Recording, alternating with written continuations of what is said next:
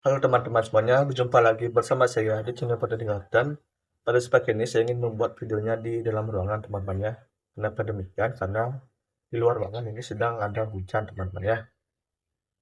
Nah, pada sebelah sini saya ingin membahas tentang kesalahan kesalahan apa saja yang terjadi di lapangan dalam pemberian pupuk kepada tanaman teman-teman ya. Nah, di antara kesalahan-kesalahan tersebut sudah saya rangkum menjadi 7 kesalahan petani saat memberikan pupuk kepada tanaman, sehingga tanaman bukannya malah subur, justru malah kerdil ataupun keracunan pupuk. Oke, yang pertama yaitu adalah dosis pupuk tidak tepat. Nah, jika dosis pupuk yang diberikan terlalu banyak atau overdosis, tanaman akan menjadi akarnya terbakar, kemudian daunnya juga menguning ataupun gosong di tepi daun teman-teman ya. Jika tanaman di kebun teman-teman memiliki gejala seperti ini, itu artinya tanaman tersebut mengalami kelebihan pupuk atau overdosis pupuk teman-teman ya. Kemudian, jika seandainya pemberian pupuk menjadi terlalu rendah, itu biasanya akan menyebabkan tanaman kekurangan unsur darah, di mana pertumbuhan tanaman menjadi melambat dan juga daun dari tanaman tersebut berwarna pucat dan juga ukuran buah dari tanaman tersebut menjadi lebih kecil teman-teman ya. Kemudian untuk kesalahan yang kedua itu adalah waktu pemberian pupuk yang tidak tepat.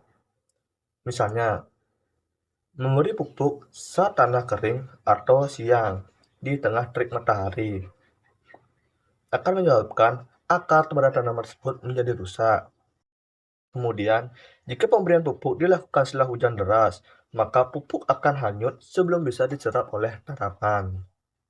Kemudian, pemberian pupuk tidak sesuai dengan fase pertumbuhan tanaman. Misalnya, kita memberikan pupuk nitrogen, yang dimana pupuk nitrogen ini berfungsi sebagai pemacu pertumbuhan tunas, teman-teman ya. Nah, jika kita memberikan pupuk nitrogen ini atau pupuk yang tinggi nitrogen pada fase generatif atau fase pembuahan, itu nantinya tanaman tersebut bukannya tumbuh buah, malah daunnya yang semakin banyak, teman-teman ya. Bukan buahnya yang menjadi semakin banyak. Kemudian yang ketiga itu adalah jenis pupuk yang tidak sesuai.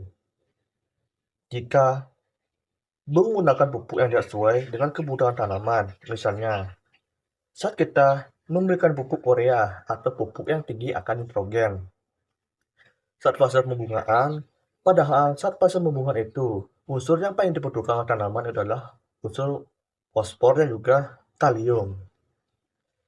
Ketika kita memberikan pupuk urea, maka bunga dan buah nantinya itu tidak akan banyak teman-teman ya. Justru tanaman tersebut akan lebih banyak menghasilkan daun. Kemudian, jika tidak memahami karakteristik tanah, misalnya pada tanah yang asam, ketika kita berikan banyak sekali pupuk secara terus-menerus, maka akan membuat tanah tersebut menjadi semakin asam teman-teman ya. Kemudian yang keempat itu adalah cara aplikasi yang salah.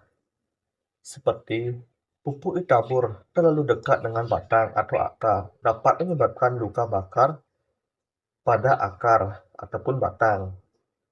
Kemudian jika pupuk daun disemprot terlalu pekat, maka daunnya juga dapat menjadi gosong. Kemudian jika pupuk yang diberikan tidak diaduk dengan merata, maka penyerapan unsur hara yang diberikan itu tidak merata teman-teman ya. Kemudian yang kelima itu adalah tidak menyeimbangkan unsur hara.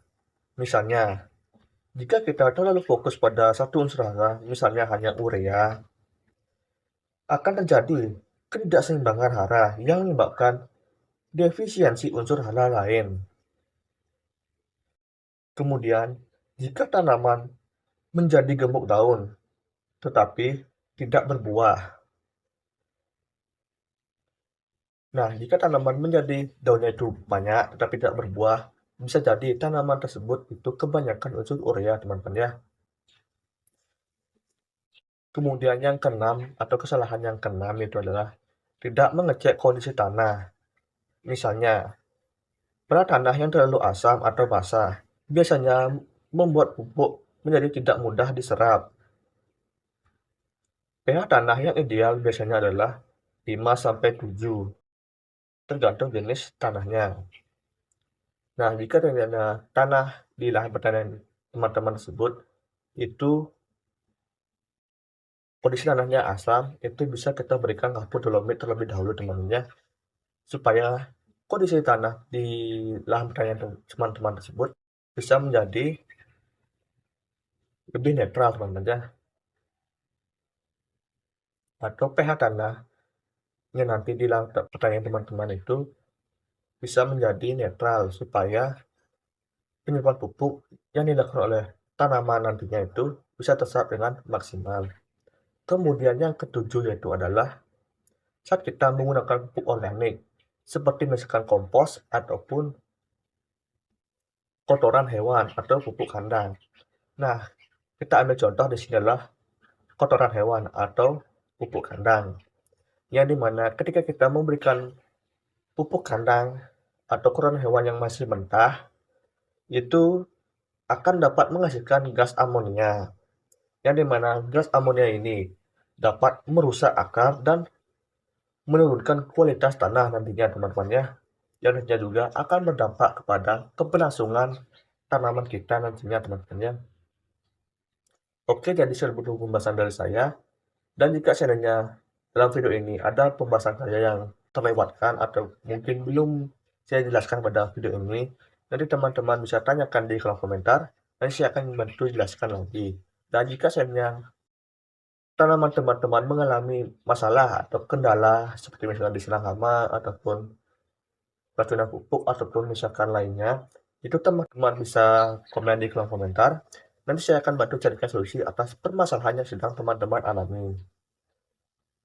Oke, jadi seluruh pembahasan dari saya, dan jika seandainya terdapat kata-kata saya yang kurang berkenan pada video kali ini, saya mohon maaf sebesar-besarnya, dan sampai jumpa di video berikutnya.